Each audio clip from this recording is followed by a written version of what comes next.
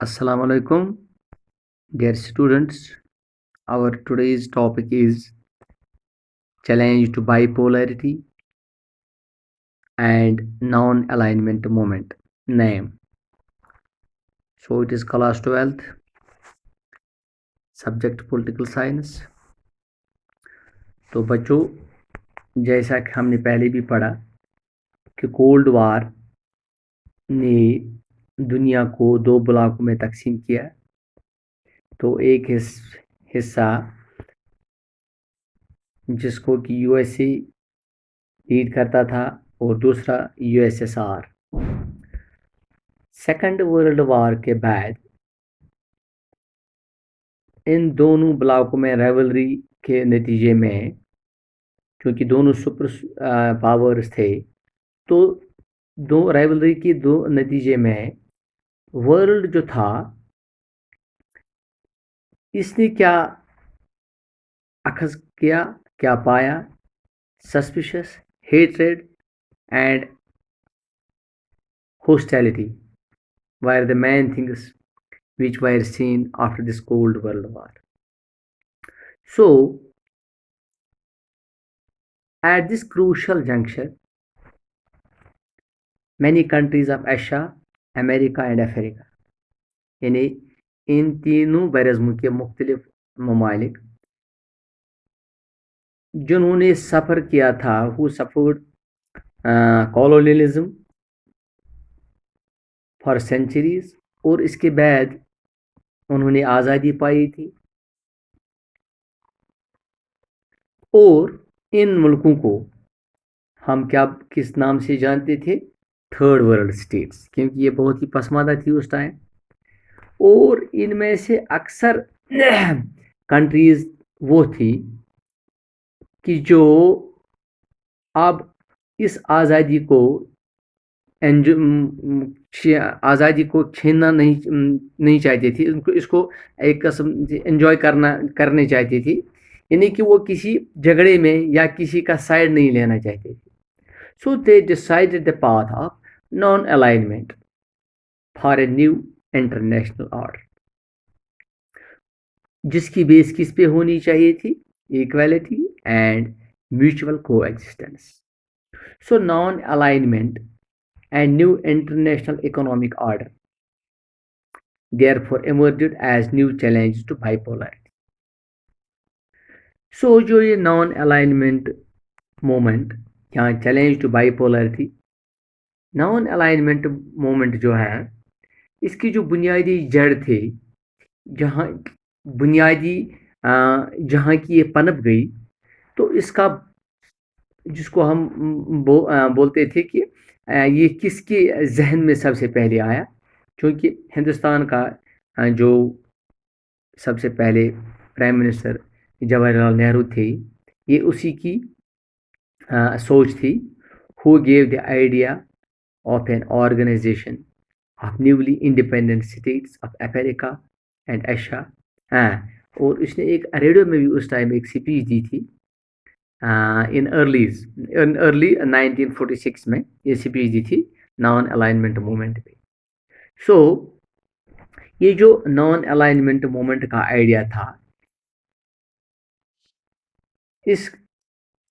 ये इन्हीं जो इंडिपेंडेंट स्टेट्स थी, इन्हीं को जहन में रखते हुए ये सोच बनाया गया था। जैसे कि ये कौन कौन से ममालिक थे? These included some other dignitaries, जैसे कि Abdul Nasser of Egypt, Broz Tito of Yugoslavia and इसी तरह से गयाना का भी एक लीडर था, जो जवाहरलाल नेहरू के साथ साथ जिन्होंने इस नॉन अलाइनमेंट मूवमेंट की तौसीक़ की। So these leaders were known as the founders of NAM. These leaders were known as the founders of NAM, non-alignment movement. हालांकि इसको सबसे पहले इसका श्रेय जवाहरलाल नेहरू को जाता है, बाद में कि जिनका नाम भी मैंने लिया, जैसे कि अब्दुल नसीर वगैरह इजिप्ट के, या गयाना का, या यूगोस्लाविया का, तो इसी तरह से एक और था गाना का।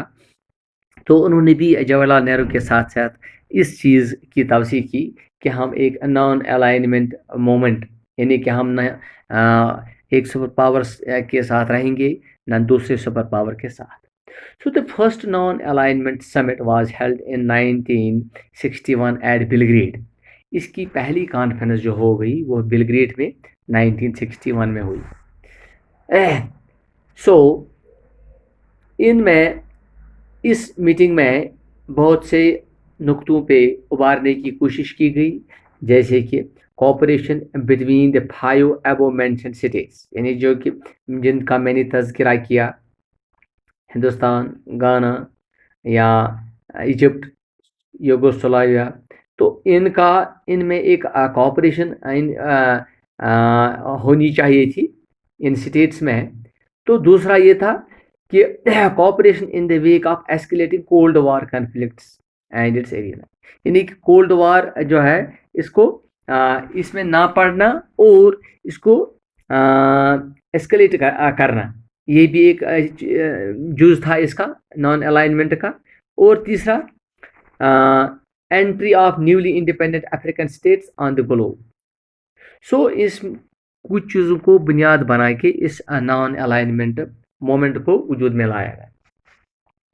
हाँ, इसके बाद में 16 न्यू, यानी कि 16 new African states became the members of UNO, giving voice to third world war states, यानी कि बाद में आहिस्ता आहिस्ता जितने भी छोटे छोटे ममालिक थे उन्होंने भी इसकी हमायत करनी शुरू कर।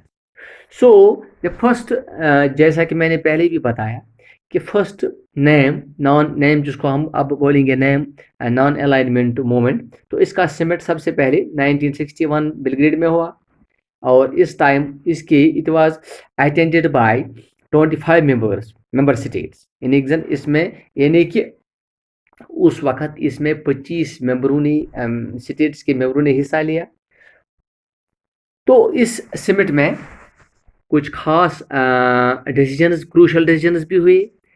कौन कौन से डिसीजन हुए?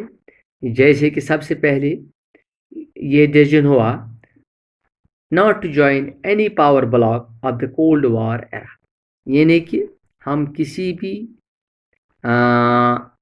सुपर पावर का इस कोल्ड वॉर में हिस्सा ना बने, सबसे पहले ये पॉइंट। दूसरा पॉइंट क्या था?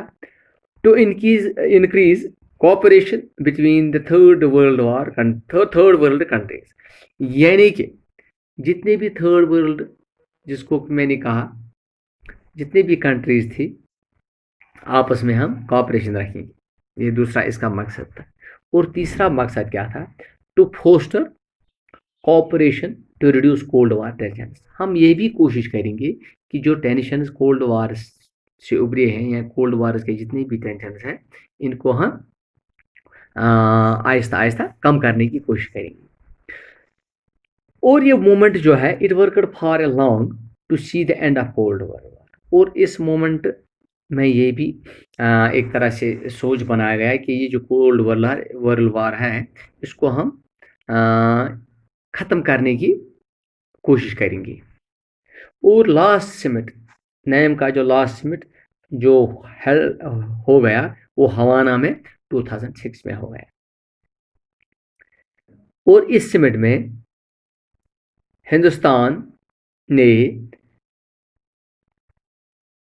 सबको ये एक मैसेज दे दी कि we should fight against terrorism, big power hegemony, protectionism and promotion of south cooperation. और समिट में कितने ममालिक थे? 116 मेंबर स्टेट्स ने अब इसमें हिस्सा लिया, और 15 ऑब्जर्वर कंट्रीज। 116 मेंबर स्टेट्स, और पहले समिट में कितने थे? Only 25 members. और बाद में इनकी तादाद कितनी हो गई? जो 2006 में ये मीटिंग हो गई, इसमें अब 160 मेंबर्स और 15 ऑब्जर्वर कंट्रीज थी। सो और the last summit was held Last summit was held in 2009. That was held at Sharm el Sheikh, where all countries have resolved to fight against terrorism and protectionism. So this was all about name, and there are certain more information regarding name which we will discuss in the upcoming topics. Thank you. Okay.